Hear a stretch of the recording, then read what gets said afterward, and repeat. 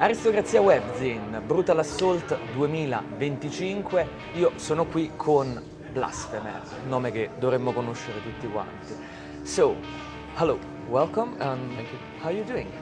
I'm pretty good. It's been a quiet warm-up to this festival. I've been spending some time in Prague to recharge my batteries, and now I'm here, so yeah, I'm good, thank you. This year is an important year for Brutal Assault. It's its 30th birthday, and it's your first time here with Rüim. So how does it feel for the band? I mean, it's great. I've been playing this festival for so many years. I don't know how many times I've been here, but it's been many times. And it's always great to play. It's a very unique experience, great surroundings.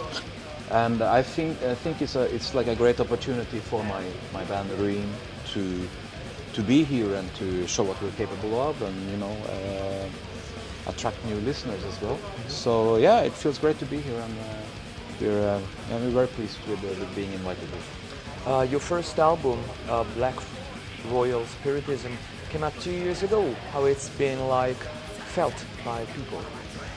The review and the reception in general has been overwhelming. It's been very good. I think a lot of people expected me to go back into this kind of style as well, because it kind of continues off where I left Mayhem back in 2008 or whenever it was. It's back to that same kind of thing in a way, but still a bit more advanced in my opinion. People have been very positive about it, and it's great. It's like we have a great foundation now for the second record, which we're currently working on, and I do believe the future to be very bright for Rüim indeed. I was going to be asking about the title, because it's a part one, so I suppose there's going to be a part two, or at least one sequel. So I'm happy to hear you're working on it. Can you spoil us anything? It's going to be a trilogy. Yeah, it's a trilogy, it's like a continuation in terms of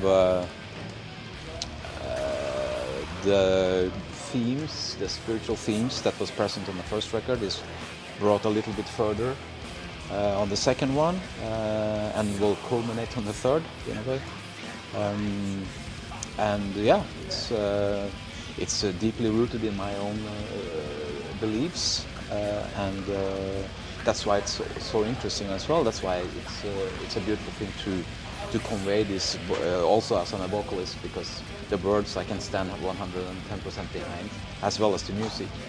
So it's like a duality in that sense that really works for me, and I think it's a very strong message, and it creates a very compact and very intense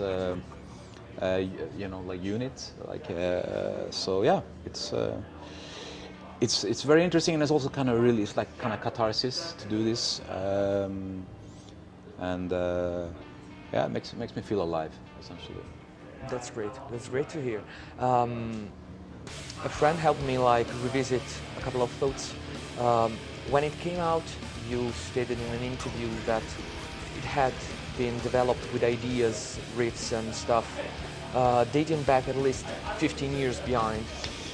Well, this is both yes and no. I would say I think that my record label Peaceville wanted to use that angle in order to maybe boost some attention. The thing is that not a single riff on this record has anything to do with the past.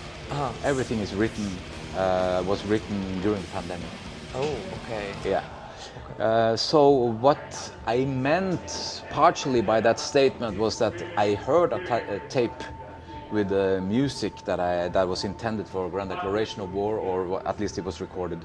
This tape was recorded after Wolf's before Grand Declaration of War. So it had a lot of old ideas. But I listened to them, and none of them were good enough. There was a couple of riffs that I had already used, and there was some leftover music. But I didn't feel it good enough or strong enough to be used in a present day setting. So everything is is up to date, and there's no old riffs on this. And I mean, to be honest, I create stronger riffs today than I did 20 years ago anyway, or 25, or almost close to 30 actually. So yeah, so that was like no-brainer in that sense. So yeah, it's all new music, but the idea of going or venturing into the black metal path again, if I can say black metal path, it was kind of triggered by these cassettes. When I listened to it, it's like, yeah, it ignited a flame in me. Okay. So that is the inspirational part. It ignited something in me, but everything else is brand new. Okay. That's the core I was trying to point out, because the ideas are great, the ideas are fresh, but they are rooted in like the black metal past. So I was thinking, were your ideas like so? I wouldn't say futuristic, but like so ahead of times, or the black metal scene, if we can say black metal scene, we call it black metal scene, is so stagnant that those ideas were so successfully created, or maybe both? I don't really pay that much attention to what the scene. First of all, I've never felt like I was a part of any scene to begin with.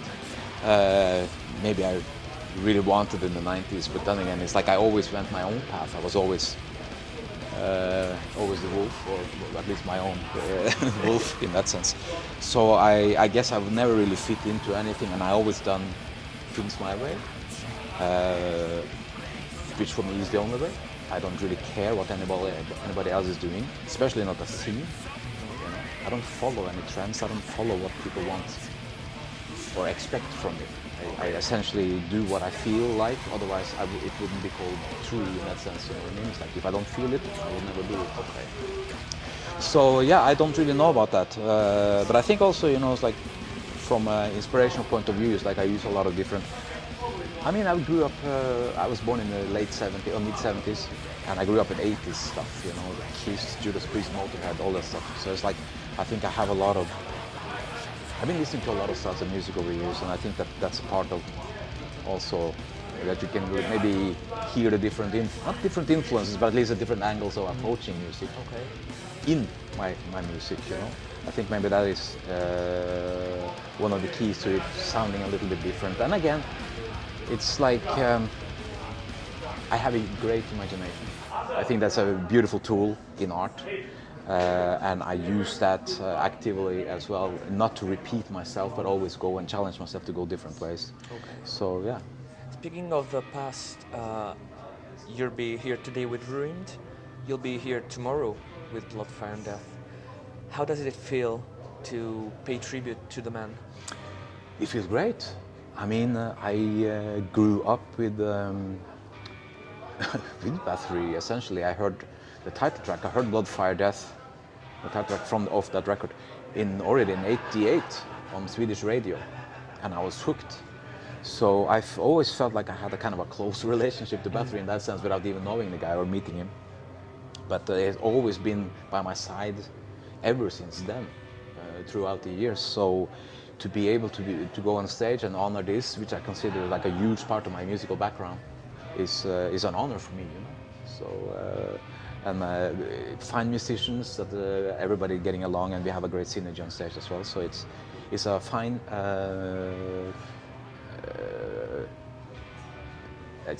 was a fine idea to bring us all together and do this, And I think we're really paying it justice. I'll just ask one last thing of you about like something that happened in Italy last year at a festival.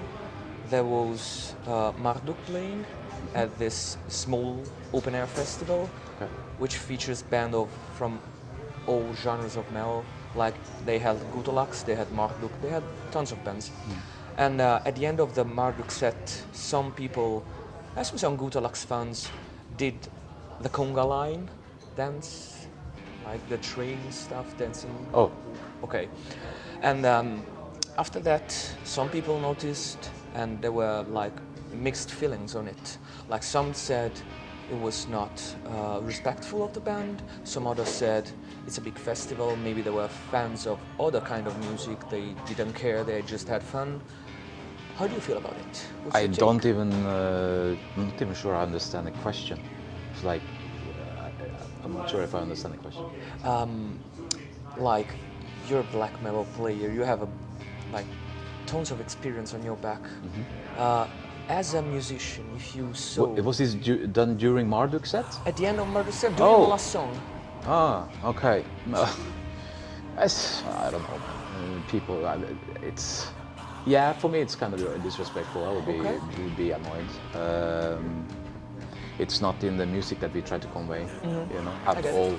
I get it. So, you know, not everything is about fun, you know. I hate fun in art and I hate fun in my extreme metal. There's no room for fun in that sense, you know, without sounding too close-minded or anything, but I take my art deadly serious, and if somebody did something like that to mock my art or my music, then I'll be, upset. I mean, it's like, it's not necessarily a super big deal, but disrespectful, I'd say, yeah. Okay. I think I've abused so much of your time, so thank you so much. Thank you. Thank you. It was a really, I wouldn't say fun now. It was a great talk. That's fine. And thank you so much. Thank See you you on stage. And see you tomorrow. Absolutely.